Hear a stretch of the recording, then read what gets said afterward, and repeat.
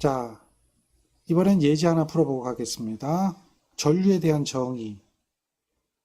우리가 이제 전류를 시간에 대해서 일정한 값으로 표현할 수도 있고요. 시간에 따라서 변하는 값으로도 표현할 수 있었잖아요. 지금 시간이 여기서는 시간이 t거든요. 일정하진 않죠. 시간에 따라서 그 값이 변하는 이런 전류가 있어요. 이게 이제 우리가 얘기하는 보통 방정식이라고 하는 거죠. 이러한 식이 있는데 이러한 전류가 2초 동안 흘렀어요. 그때에 전기량이 그럼 얼마나 지나갔느냐? 이걸 우린 단위로 뭘로 표현했어요? 암페어 아워로 표현했죠. 암페어 아워. 암페어 아워예요. 암페어 아워. 이 이야기는 암페어 세크가 있죠. 암페어 세크. 이것을 뭘로 나눠줘야 돼요? 시간으로 표현해야 되니까 암페어 세크를 3600초로 나눠주는 거죠. 그래야 뭐가 된다? 암페어 아워가 된다. 이 개념은 여러분들이 알고 계셔야 돼요. 자, 그러면 이제 우리가 전기량을 구할 때는 어떻게 구했죠? 전기량 Q는 전류가 있다면 그 식을 갖다가 어떻게 해요? 시간에 대해서 적분해줘라 라고 하는 게 전기량이죠. 그러니까 전류의 식이 이만큼이니까요. 대입을 하는 거죠. 3000에다가 2t에다가 3t의 제곱이죠. 이거를 dt를 하는 거죠. 시간에 대해서 뭐 해주는 거예요? 적분하는 거죠. 그러니까 이거를 계산해 주면 되는 거예요. 이거를. 근데 시간이 얼마예요? 2초 동안에. 0에서 2초 동안이죠. 이렇게 이제 구간을 정해주는 거예요. 이런 걸 우리는 뭐라고 하냐면 정적분한다고 그래요. 정적분. 인테그랄 해서 구하게 되는 겁니다. 근데 적분이 있고 미분이 있어요. 근데 이제 여러분한테 복잡한 적분, 복잡한 미분 이걸 요구하는 건 아니에요. 간단한 건데요. 그 미분 적분 공식이 있어요. 그 공식 몇 가지만 알고 가면 돼요. 공식 몇 가지만. 그래서 그 공식을 적용을 해주면 돼요. 미분이라는 것은 잘게 쪼개서 보는 거고 적분이라는 것은 쪼갠 것을 다시 하나로 합쳐서 보는 거죠.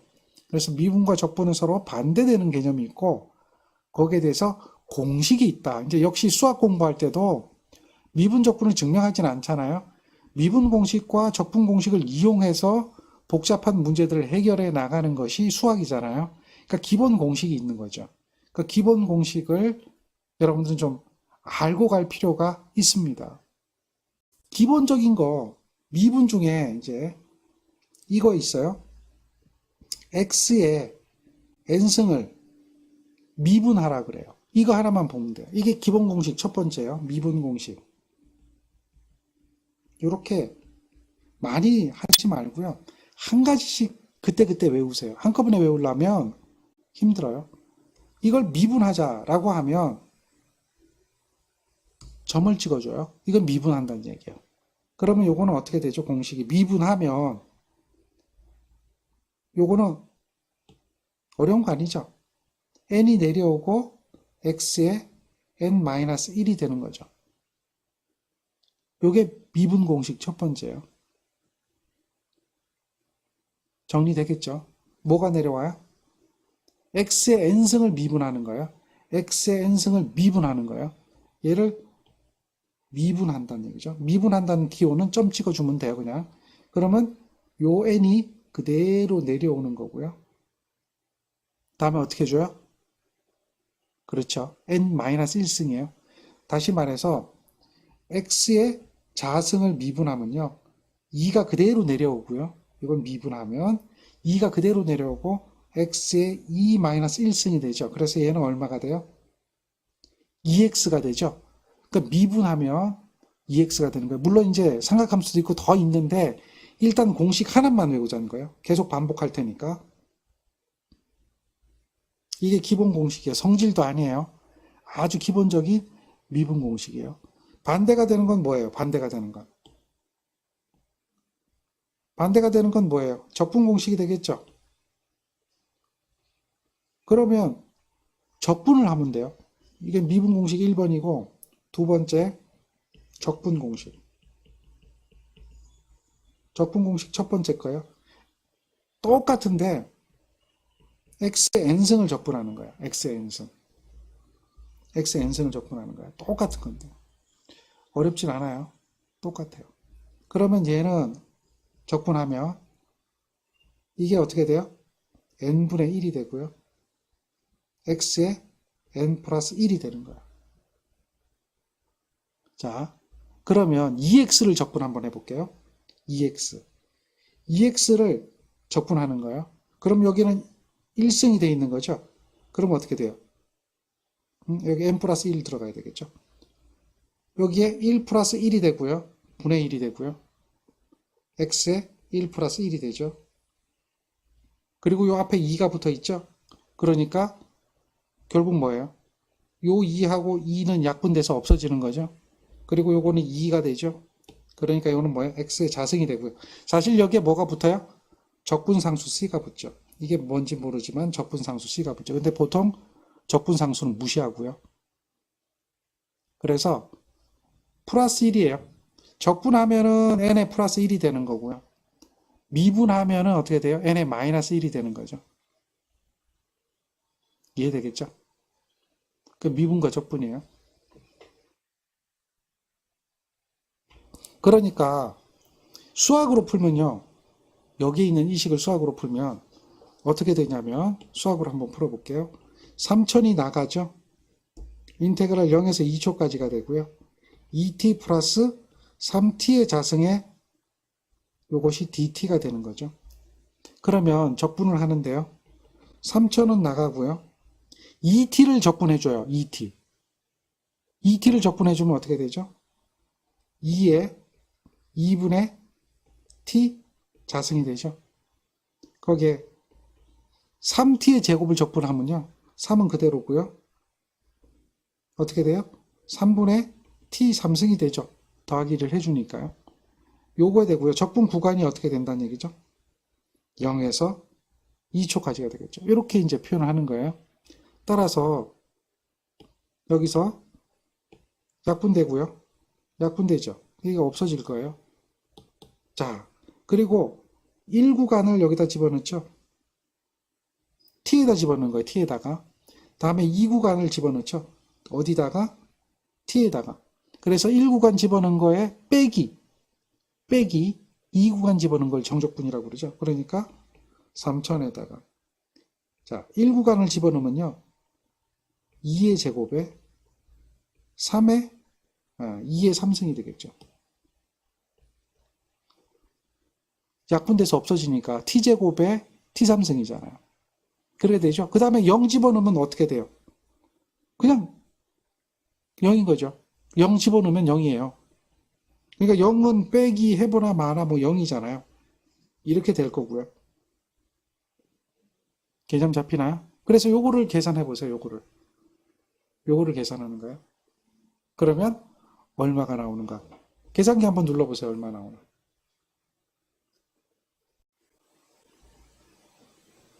계산기 여러분 다 갖고 있죠?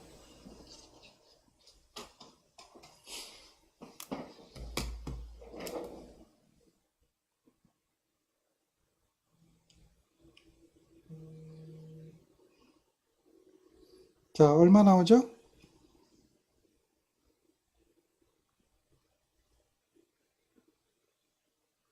이게 딱 36000 암페어 세크 나오죠? 예. 그렇게 나와요.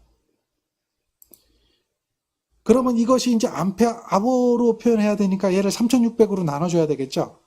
얘를 3600으로 나눠주면은 10이 되겠죠? 그러니까 우리가 계산하는 건 이거죠. 근데 잠깐만요. 자, 이런 문제가 여러 문제가 나와요. 여러 문제가 나오는데 이걸 말이죠. 항상 이렇게 적분을 해가지고 푸는 것은 맞습니까? 이러면 미분 공식, 적분 공식 알고 있어요. 모르는 거 없어요. 다 한다 그래요. 이 공식을 다 알고 있다고 봅시다. 다 이 미분 공식, 적분 공식을 뭐 기본적인 것은 다 알고 있다라고 해도 이 문제를 이런 식으로 푸는 것은 바람직하지 않아요. 왜냐하면 이런 것은 누가 해주냐면 계산기가 이걸 다 해주거든요. 그 계산기를 활용해 보자는 거예요. 계산기를 활용해 보자는 거예요. 자, 그러면 계산기를 눌러야 되는데요. 눌러봐야 되겠죠. 한번 눌러보죠. 어떻게 되는지 같이 한번 눌러봅시다. 계산기를 활용해서 적분하면 적분 공식을 그대로 입력을 해주면 돼요. 그래서 적분을 하려면 먼저 모드라고 하는 이 버튼을 눌러서 변화가 생기죠? 1번을 선택해 줘야 돼요. 1번을. 1번을 선택을 해줘서 숫자 1 누르면 돼요. 그냥. 그러면 적분할 수 있는 모드로 변경이 된 거고요. 적분을 하려면 적분 우리 식 가지고 있는 거 그대로 쓰시면 돼요. 어떻게 해주면 돼요? 먼저 이 적분 기호를 눌러주는 거죠. 적분 기호 눌러주면 돼요. 그리고 가로를 쳐주시고요. 가로를. 요 안에다가 이거 움직여서 요 안에다가 식을 입력하면 되는데요. 자, 먼저 3000이었죠? 3000. 그럼 3000을 그대로 찍으시면 돼요. 그 다음에 가로 열고 그 다음 뭐였어요? 2t의 자승? 2t에다 3t의 3승이죠. 2t거든요. 그러니까 2t를 찍어야 되는데 t가 없어요. t가 없는 대신에 뭐가 있냐면 x라고 하는 게 있어요. 이렇게 보면 x라고 하는 게 있어요. 이 x를 찍어주면 되는데요. 이 x를 찍으려면 그냥 찍으면 x가 안 나와요. 그러니까 빨간색이기 때문에 여기 빨간색 알파를 눌러줘야 돼요. 알파 누르고 그 다음에 빨간 거 눌러주면 되죠. 그럼 EX가 나와요. 자, 이해되죠? 자, 그렇게 해서 입력을 하고요. EX라고 입력을 하고요. 그 다음에 더하기. 그 다음 3t의 제곱이죠? 3 똑같이 알파에다가 X. 요거 제곱이죠? 그럼 제곱이면 뭐예요? 여기 이거 눌러주면 되겠죠? 그대로 식을 똑같이 입력하는 거예요. 그러면 식이 나와 있죠. 좀 밝으니까 어둡게 하고요. 자, 이렇게 나왔단 말이에요. 그러면 이제 적분 구간을 넣어줘야 되잖아요. 밑으로 내리고요. 여기서 깜빡깜빡하죠? 2 넣어주죠. 0 넣어주죠. 0. 0에서부터 2초까지. 위로 올리죠? 2초까지. 입력이 다 됐죠? 그 다음에 는 누르세요. 는 누르세요. 자, 요거는 에러가 나는 이유가 곱하기를 안 해서 에러 나는 것 같네요. 곱하기 여기 넣고요. 는.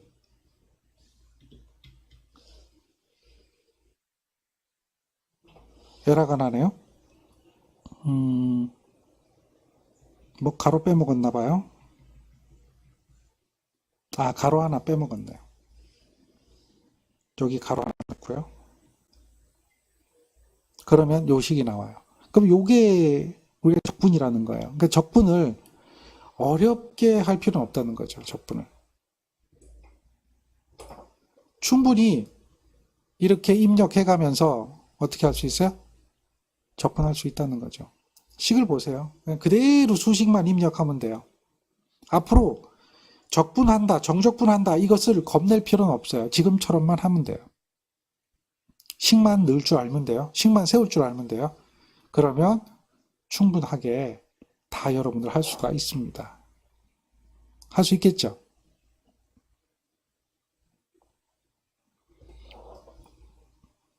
어렵진 않죠? 예. 그렇게 하면 요거 이제 3600으로 나눠줘야 되겠죠? 나누기 그냥 3600 하면 돼요. 그러면 10Ah라는 이러한 결과를 가져올 수가 있습니다. 자, 계산기로 푸는 거예요. 그러면 굉장히 쉽습니다. 그래서 우리가 계산기를 하나씩 활용하고 그 다음에 그걸 풀어보고 하는 겁니다. 자, 전압과 전류를 배웠어요. 그 다음에 전압과 전류가 어떤 관계가 있다는 걸 우리가 이해를 했죠. 지금 보시면 전압과 전류가 관계가 있었어요. 맞나요? 관계가 있어요. 아, 계산기의 M자는요, 메모리 표시입니다. 메모리. 메모리.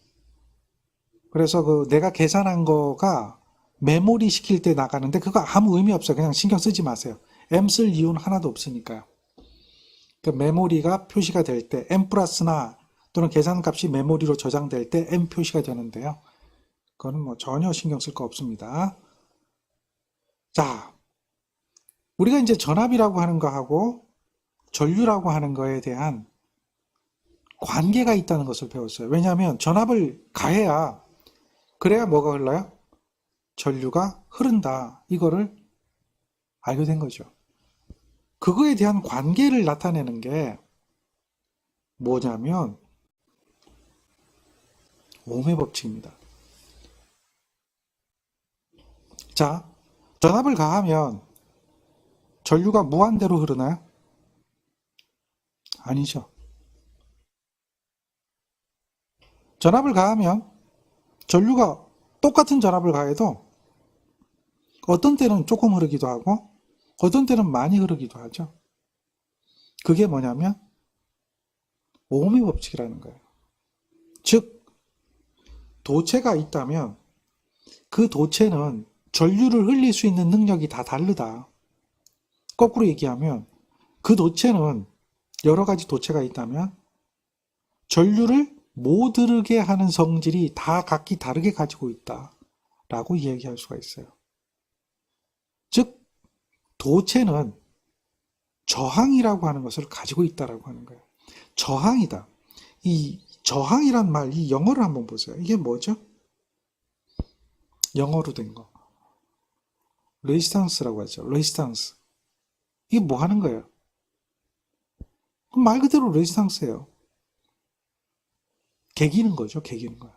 전류가 흐르는 걸 저항하는 거예요. 말 그대로 저항군이에요. 저항.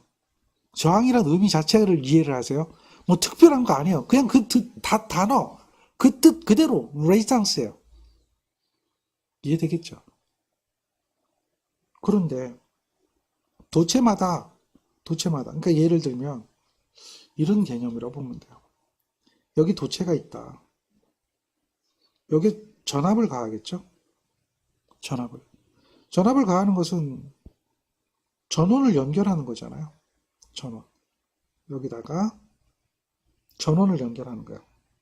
그러면 도체를 통해서 뭐가 흘러요? 전류가 흐르죠, 전류. I라고 하는 전류가 흐르죠. 볼트를 가하는. 근데 그 전류를 측정하려면 우리가 이제 전류계를 달아요. 전류계. 요 앞에다가 전류가 몇 암페어 흐르는지 전류계를 달고요. 도체에다가 또 도체에 전압이 얼마나 걸리는가 병렬로 연결해야겠죠. 전압계를 다는 거예요. 얘가 도체죠. 이렇게 해서 전압과 전류의 관계를 측정을 해본 거예요. 도체가 A일 때, 도체가 B일 때, 도체가 C일 때 여기에 흐르는 전류값하고요. 여기에 나타나는 전압값. 그러니까 여기에 흐르는 전류값하고 여기에 나타나는 전압의 값이 똑같았어요. 도체 ABC가. 그러면 이 도체 ABC는 다른 도체겠어요? 같은 도체겠어요?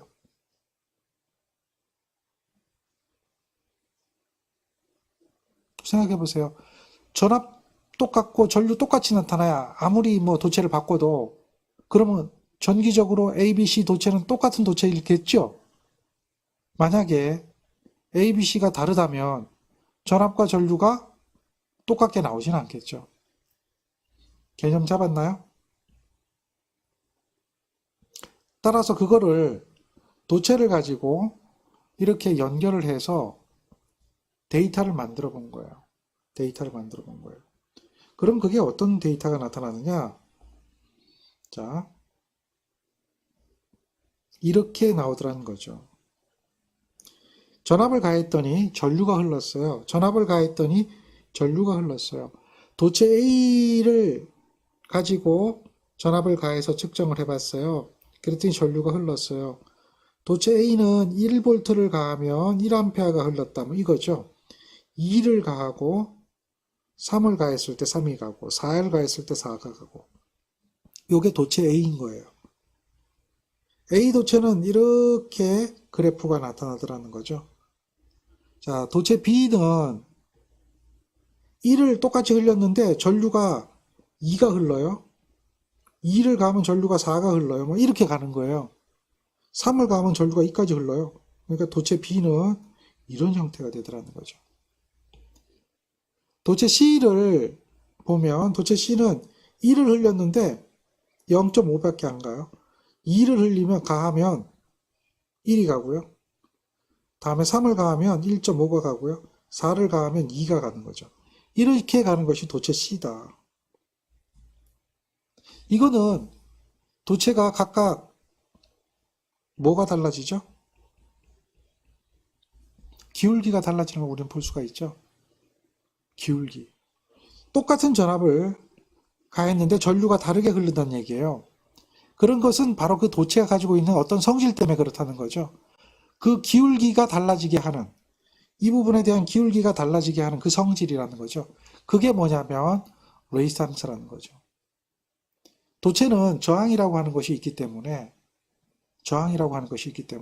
전류가 도체 종류에 따라서 전류가 달라지는 것을 알 수가 있다는 거죠.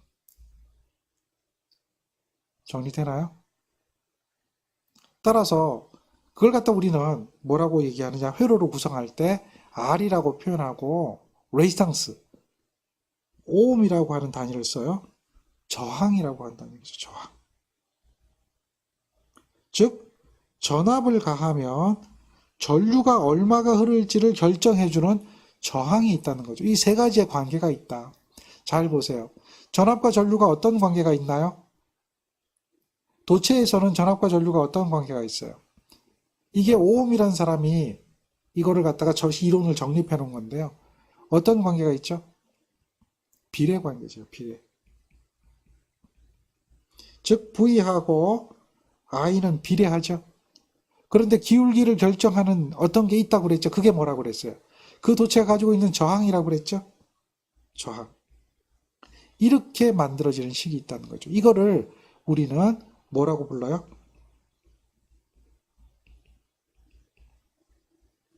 오음의 법칙이라고 하는 거죠. 오음의 법칙. V는 알아요. 그러면 이게 이항하면 이렇게 식이 만들어지겠죠. 이거 굉장히 쉬운 식이죠. 전기는 얘가 지배방정식이에요.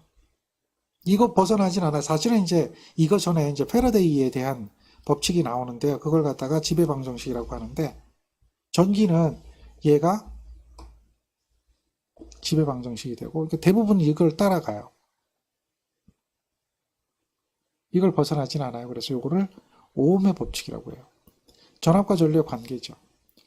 자, 우리는 이렇게 구성된 이러한 것을 뭐라고 부르냐? 이렇게 만들어지는 거, 간단하지만 이렇게 선이 있고 전압이 있고 전류가 있고 폐회로를 구성하고 있는 이거를 제가 지금 방금 얘기해 버렸네요. 회로라고 그래요. 회로, 서킷. 이걸 갖다 뭐라고 한다? 이렇게 생긴 것을 회로라고 해요. 회로망이라고 해요. 회로망이다. 거기에 전압을 100V를 가했는데 저항이 15ohm이었다면 전류가 몇 암페어가 흐를까라고 한다면 이거는 전류 I는 오음의 법칙에 의해서 I는 어떻게 돼요? 이 식이 나오는 건 알죠? 전압은 100이고 저항이 10이면 10암페어의 전류가 흐른다 이렇게 얘기할 수가 있어요. 이게 오음의 법칙이에요. 이런 것을 갖다 뭐라고 하느냐? 회로 해석이라고 부르는 거예요. 회로 해석. 간단하지만 자, 이 I는 R분의 V라고 하는 것은 바로 요 이야기가 되겠죠. 이거는 이 식을 이항한 거죠. 이항. R을 이항하면 이렇게 되겠죠. 그렇죠. I를 이항하면 이렇게 되겠죠. 이항한 거예요. 그러니까 이 식에서 이렇게 되고 이 식에서 이렇게 되는 것을 모른다 그러면 이야기할 수가 없어요. 그 정도는 다 기억해야 돼요. 그러니까 오음의 법칙이라고 하는 것은 그 정도로 아주 기본이 되고 꼭 알아야 된다는 얘기죠. 근데 오음의 법칙은 이 식으로 이렇게 기억하는 게 아니고요. 이 식으로 기억하는 게 아니고 단위로 기억해야 돼요. 단위로. 오음의 법칙은 단위로 기억해야 돼요. 이 단위를 잘 보세요. 어떻게 되죠? 볼트는 오음에다가 암페어인 거죠. 요게 불변이에요. 볼트는 오음에다가 암페어를 곱한 것이다. 자, 정리되겠죠? 그러면 어떻게 돼요? 암페어는 오음분의 볼트가 되겠죠? 오음은 어떻게 돼요? 볼트를 암페어로 나눠줘야 되겠죠? 이런 거는 뭐 기본이라는 거죠. 그래서 요거를 우리는 뭐라고 한다? 오음의 법칙이라고 해요. 저항. 아, 이게 저항이구나, 저항. 저항의 단위는 뭐예요? 오음이죠. 저항의 단위는. 참고로 뒤집어진 거 있어요. 오음을 뒤집어진 거. 이걸 갖다 뭐라고 하냐면 오음은 OHM이잖아요. 뒤집어 버리면 뭐가 되냐면 MHO가 돼요. 그러니까 얘를 갖다가 우린 읽을 때 모 이렇게 얘기하거든요. 모는 G라고 부르고요. 얘는 R의 역수라고 얘기를 해요. R의 역수라고 그래요. 모. 그래서 R을 뭐라고 한다? 저항이라고 한다면 모는 역수의 개념인데 얘를 컨덕턴스라 불러요. 컨덕터예요. 컨덕터. 이건 뭐예요? 레지스터, 컨덕터. 말 그대로 얘기하면 컨덕터는 뭐예요? 도체예요. 도체. 전류를 흘려주는 거. 레지스터. 요거는 전류의 흐름을 방해하는 저항체. 컨덕터냐, 레지스터냐에 대한 개념. 그래서 역수에 대한 개념이 있는 거죠. 그러니까 요것도 우리는 오음의 법칙을 적용할 수가 있어요. 그러니까 이거를 오음의 법칙을 적용하면 어떻게 되느냐? V는 어떻게 돼요? I죠. 근데 얘는 뭐야? R분의 1, G분의 1 역수 관계 되잖아요. 이렇게 돼요. 역수, R. 컨덕터의 역수가 뭐예요? 레지스터가 되니까 서로 반대되는 거니까 양변을 분의 1 취해주면 되잖아요. 이렇게 하는 것도 이것도 오음의 법칙이 되는 거예요. 오음의 법칙이 이렇게도 되어진다. 이해되겠죠?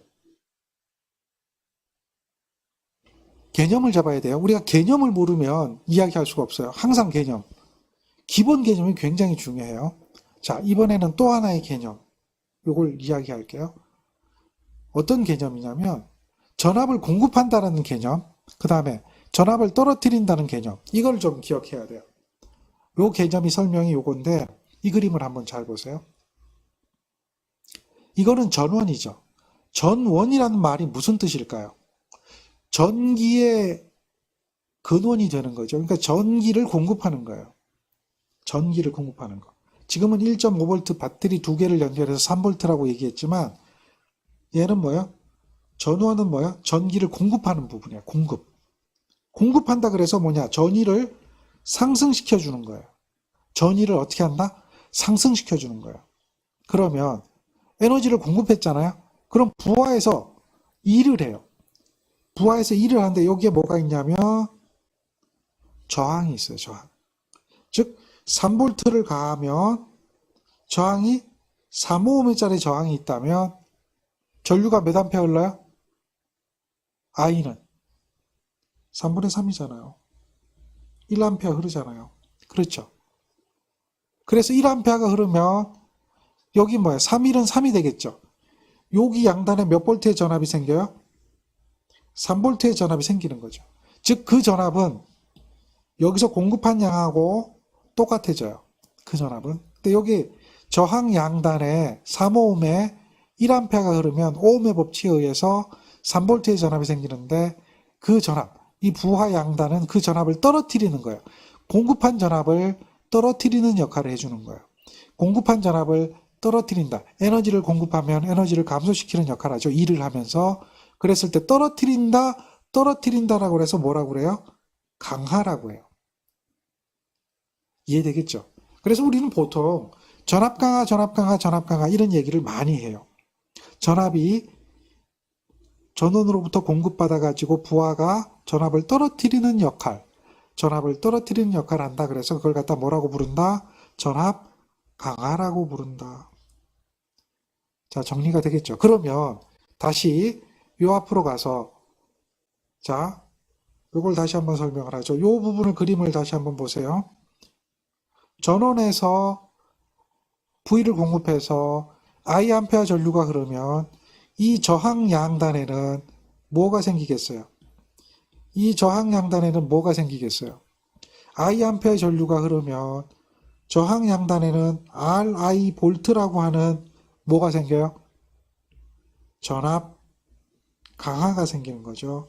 얘는 뭐예요? 전압 공급이 되는 거죠. 공급, 즉 뭐예요? 상승을 하게 되면, 전압 상승을 하게 되면 여기서 뭐가 생긴다? 전압 강하가 생긴다. 그래서 생기는 전압 강하는 RI다. RI. 그게 뭐예요? V가 되고 있죠. 얘가 오음의 법칙이죠. 자, 전압 강하라는 뜻하고 전압 상승이라는 뜻을 이해해야 돼요. 정리되겠습니까?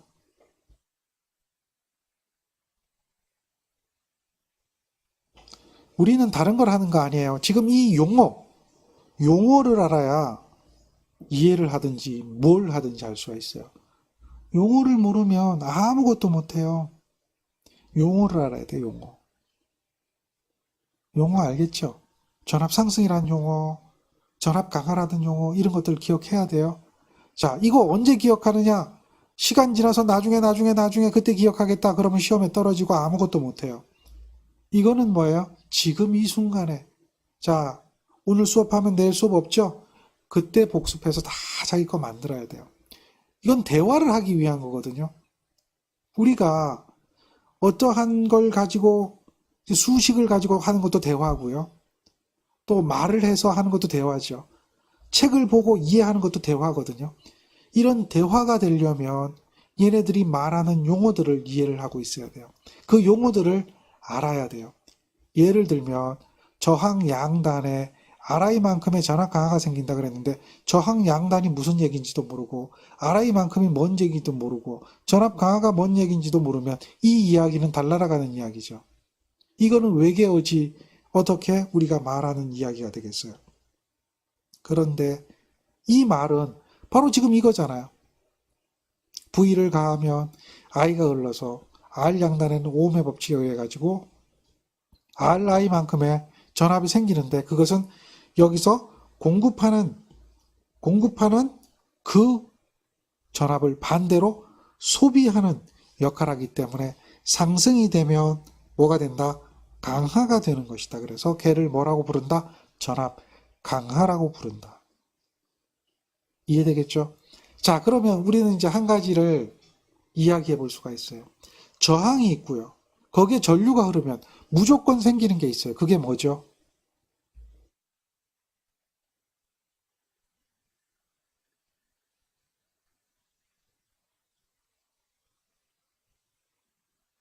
대답을 해야죠. 저항이 있어요. 거기에 전류가 흘러요. 그럼 무조건 생기는 게 있다니까. 그게 뭐냐고.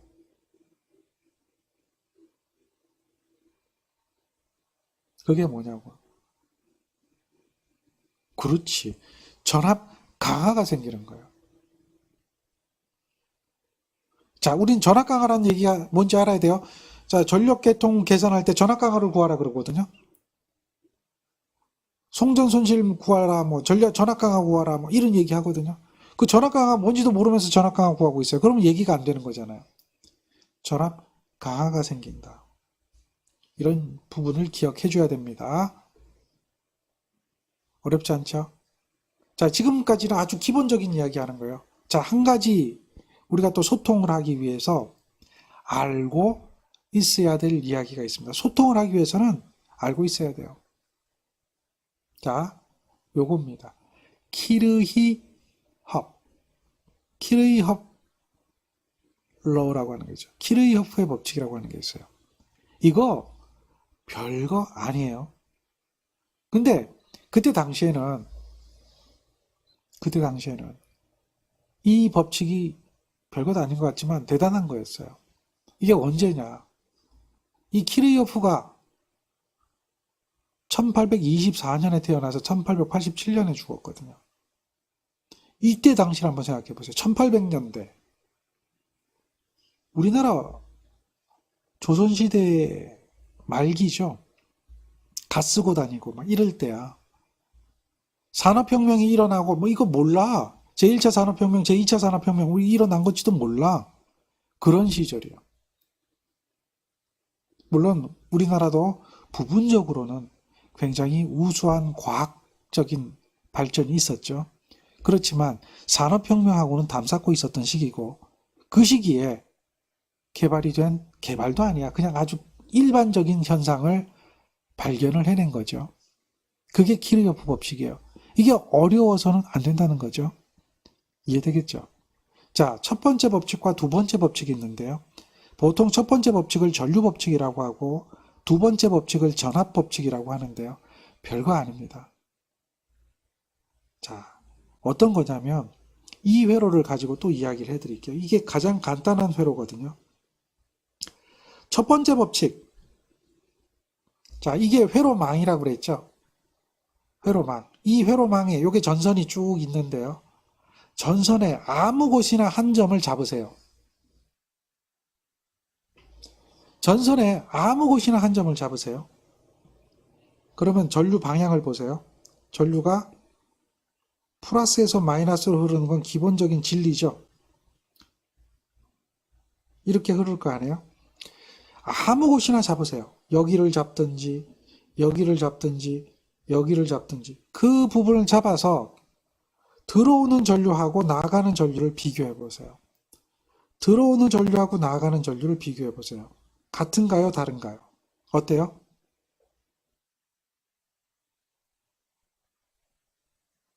같아요? 달라요? 들어오는 전류하고 나가는 전류.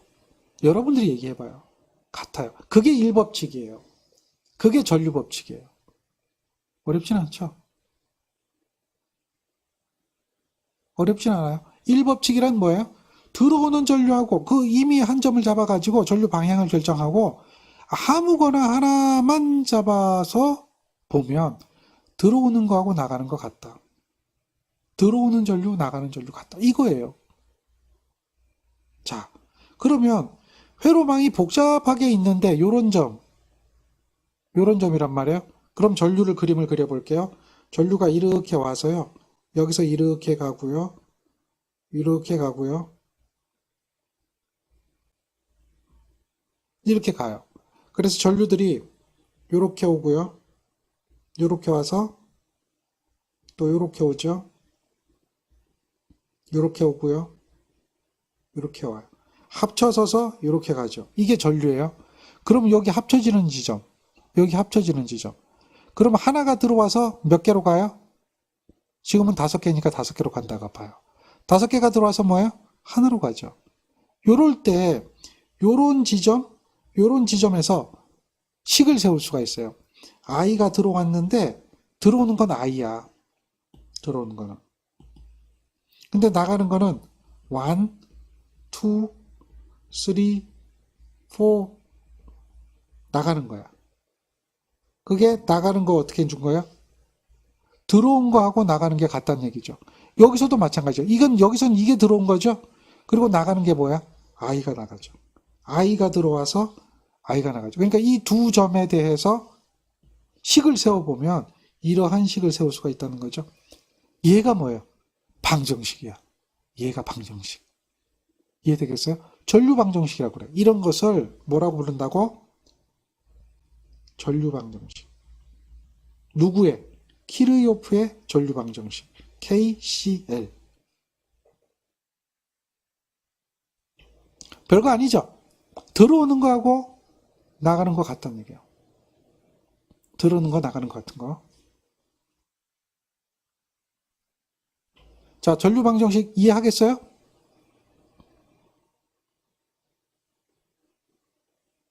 돼야 안 돼요. 예, 어렵지 않죠? 그게 1법칙이에요. 뭐 대단한 거 아니에요. 대단한 거 아니에요. 아주 기본적인 거예요. 대단한 거 절대 아니다. 자, 보세요. 다시 여기로 한번 더 가보죠. 자, 우린 이거를 둘로 나눠볼 수가 있어요. 회로망 중에서 이거를 뭐라고 그랬어요? 얘를 상승이라고 그랬죠. 얘는 뭐라고 그랬어요? RI가 생긴다 그랬죠? 강하라 그랬죠. 이게 무슨 얘기냐면 우리가 계단을 타고 올라가잖아요. 계단을 타고 올라가잖아요. 그러면 이만큼 올라갔잖아요. 그럼 내려올 때는 어떻게 돼요? 내려올 때는 똑같이 내려옵니까? 아니면 뭐 지하 땅 파고 막 더 내려갑니까? 에? 올라갈 만큼 올라갔다가 내려올 때도 어떻게 돼요? 내려올 만큼 올라간 만큼 내려오는 거지. 막 땅 파고 막 안으로 들어가지 않죠. 똑같이 내려오죠. 그거거든요. 즉 다시 말해서 상승한 만큼 뭐가 생기는 거예요? 강화가 생기는 거죠. 아, 공을 집어 던졌는데 올라간 만큼 떨어지지 올라가다 중간에 멈춰? 내려오다 중간에 멈춰? 그거 아니잖아요. 올라간 만큼 반드시 뭐가 된다? 똑같이 내려오는 거예요. 자, 이해되겠죠? 그게 이 법칙이야. 전압을 공급한 만큼 받는 거야. 부하가 어떻게 해요? 이만큼 공급하면 그만큼 받는 거죠. 중간에 어디 사라지는 것은 손실이겠지. 어쨌든 공급한 만큼 어떻게 된다? 받는 거예요. 자, 그 어려워서는 안 돼요. 여기선 2를 공급했어요. 2를. 그랬더니 저항이 두 개가 있네요. 이렇게 연결된 걸 뭐라고 부르죠? 저항을 두 개를 이렇게 연결한 걸.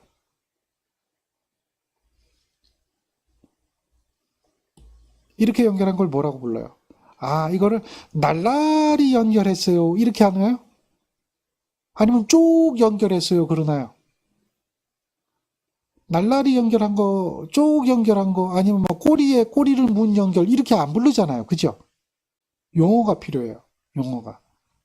그걸 갖다 뭐라고 해요? 직렬 연결이라는 거죠. 무슨 얘기인지 알겠죠? 그게 용어예요.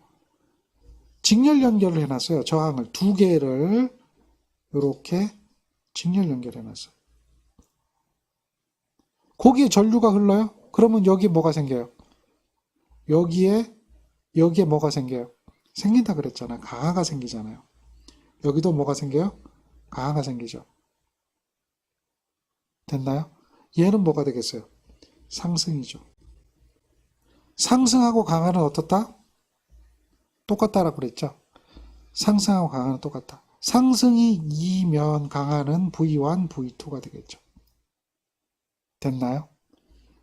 V1, V2는 R1, I, R2, I가 되겠죠. 아, 전압 강하니까 저항에다 전류 곱해주고 저항에다 전류 곱해줘야 되니까. 자, 이 식이 뭐예요? 키르이호프의 전압 방정식이에요.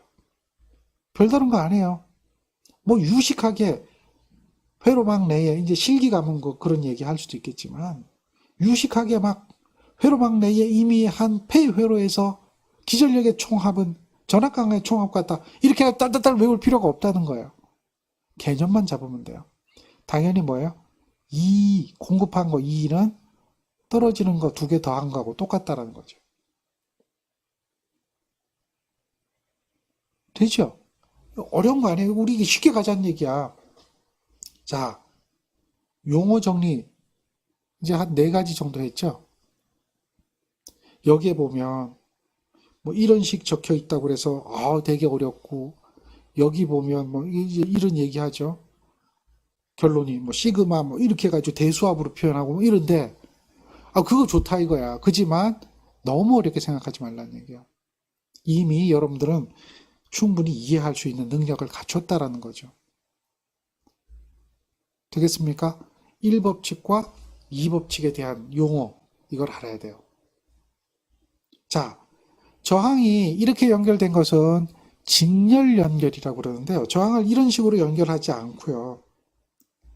또 다르게 연결하는 방법이 있어요.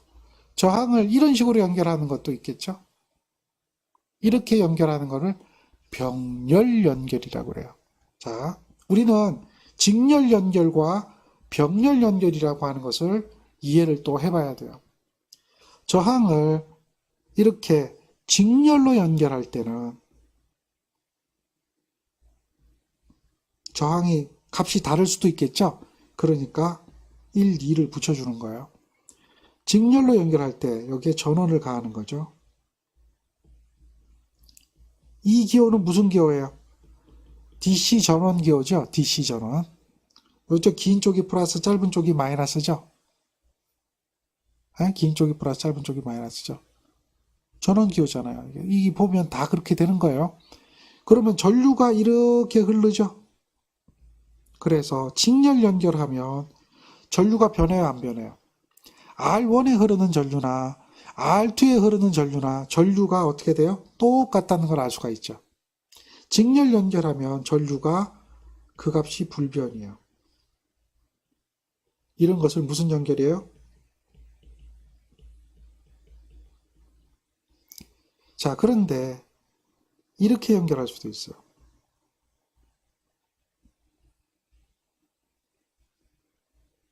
이런 식으로 연결하면, 그리고 여기 전원이 연결돼 있죠.